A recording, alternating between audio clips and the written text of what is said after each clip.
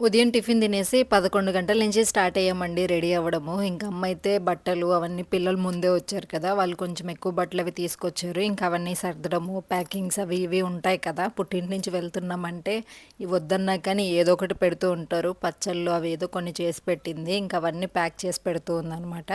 ఇంక నేనైతే కొంచెం బయటికెళ్ళి ఈ సిగ్నల్ కోసం తిరుగుతూ ఉన్నాను.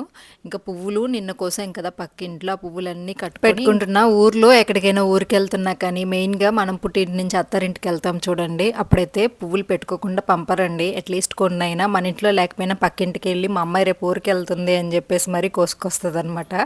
సో అలాగే పువ్వులు అయితే తీసుకొచ్చింది అమ్మ. నేనైతే ఇంకా సింపుల్గా ఒక డ్రెస్ వేసేసుకొని అయితే రెడీ అయిపోయాను. అమ్మ వాళ్ళు ఏంటంటే అండి, ఇలా డ్రెస్ వేసేసుకుంటే నచ్చదు. ఊరి నుంచి వచ్చేటప్పుడు కానీ వెళ్ళేటప్పుడు కానీ మంచిగా శారీ కట్టుకొని ఉన్న గోల్డ్ జ్యువెలరీ అంతా వేసుకొని వెళ్ళాలి.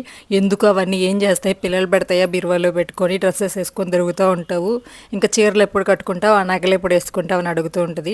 నేనైతే ఆ శారీస్ అవన్నీ కట్టుకొని హ్యాండిల్ చేయలేనండి, అస్సలు కంఫర్ట్ ఉండదు. సో ఇంకా ఆటో మాట్లాడుకున్నామని చెప్పాను కదా, ఇంకా ఆటోలో అయితే రోడ్లోకి వెళ్ళిపోయాం. ఇక్కడ నుంచి డైరెక్ట్గా మాకు నెల్లూరుకి బస్సెస్ అయితే ఉంటాయి. మనం పుట్టి పెరిగిన ఇంటి నుంచి చుట్టాల్లాగా వెళ్ళేసి చుట్టాల్లాగా వస్తుంటే ఆ బాధ ఉంటుంది చూడండి, వెళ్ళేటప్పుడు చాలా పెయిన్ఫుల్గా అనిపిస్తుంది. ఫైనల్గా ఇంకా మేము నెల్లూరుకి అయితే స్టార్ట్ అయిపోయాము.